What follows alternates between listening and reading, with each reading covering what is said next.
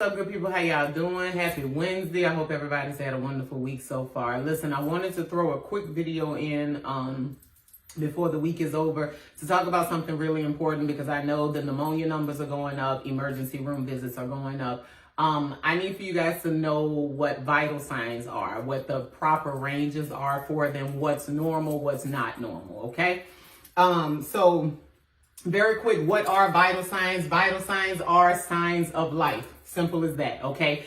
All 5 must be present. You have 5 vital signs and all 5 must be present in order to be classified as actually having signs of life, being classified as living, okay? So the 5 are the temp, pulse, respiration, respiratory rate, blood pressure, and oxygen saturation. Now, what is the temp? The temp is the measurement of the body, the internal body temperature, the amount of heat in the body, okay? Pulse is the actual heart rate, how many times the heart is pumping per minute. The respiratory rate is how many times you are breathing per minute, okay? And then the blood pressure is how much force is being exerted on the artery walls, how much pressure are the artery walls taking, your cardiovascular system, how much of a hit is it taking? So it's work over rest. So work is your top number. That systolic blood pressure represents the amount of work that the heart has to do. How hard does it have to work to get the blood out to the rest of the body? And then the bottom number, your diastolic blood pressure, is supposed to represent the amount of rest. How long does it take for the heart to recover? And then how much force does it have to overcome to get back out into circulation, okay? So basically it's how hard the heart is having to work, if it is getting able to rest enough, and basically what happens when the top number and the bottom number becomes high, that means that the pressure is just congesting in the heart, and the heart becomes so full until it just bam, kind of flops. It starts losing its elasticity and it gives out, and that is what's called congestive heart failure, okay? And then we have the oxygen saturation, which is the amount of oxygen that is circulating in your blood, all right? Now, temperature, your temperature is your measurement of your body temperature. If you go back and you look at my video on fever, we talk about this specifically. Okay, so normal temperature is 97.0 to 99.0. Anything lower than 96 is hypothermia, and that's too cold. Anything higher than 99.0 is considered hyperthermia, but not necessarily dangerous. It just means that it's higher than normal, okay? Go back and look at my video about fever so that you know when to medicate and you know when to let the body do its thing, okay? Now, what is the pulse? Again, the pulse is the heartbeat. How many times the heart is beating per minute? Normal heart rate, normal pulse is 60 to 100 beats per minute. Your heart should be beating anywhere from 60 to 100 times per minute.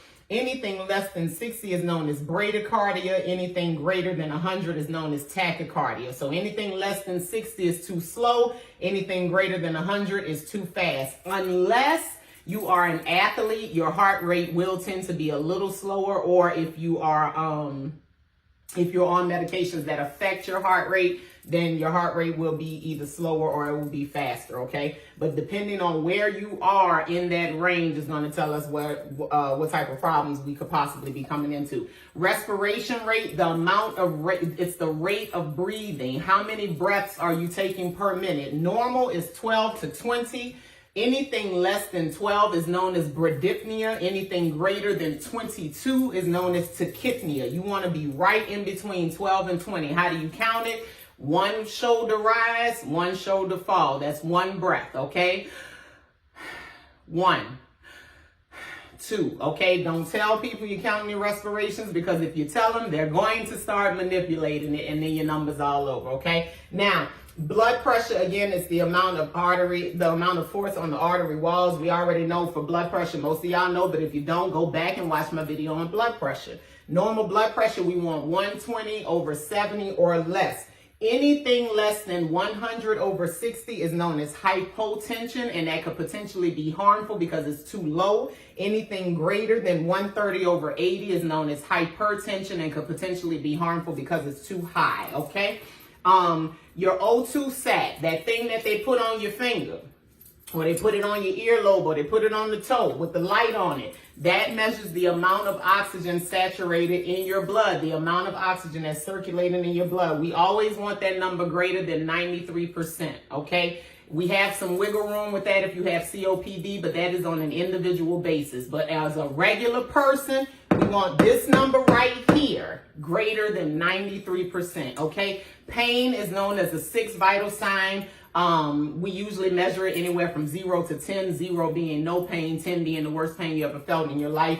And we want you somewhere in between, okay? For children, if they can't give you a number, you can have them point to the smiley faces. And then we always trust the verbal. We have to look at verbal versus nonverbal. So if a patient tells you, I'm sorry, a patient. I'm teaching too hard. Hold on. Hold on. Okay. If your family member tells you that they're not having any pain, okay, but you can clearly see that they are in pain, you want to trust the nonverbal, okay? Anytime we're talking about pain or anything, we want to look at the verbal versus the nonverbal. If the verbal is not adding up with the nonverbal, trust the nonverbal, okay? I want you to know what all of these numbers are supposed to be. Memorize them, drill them in your head so that you know what's normal and you know what's not normal. Listen to me.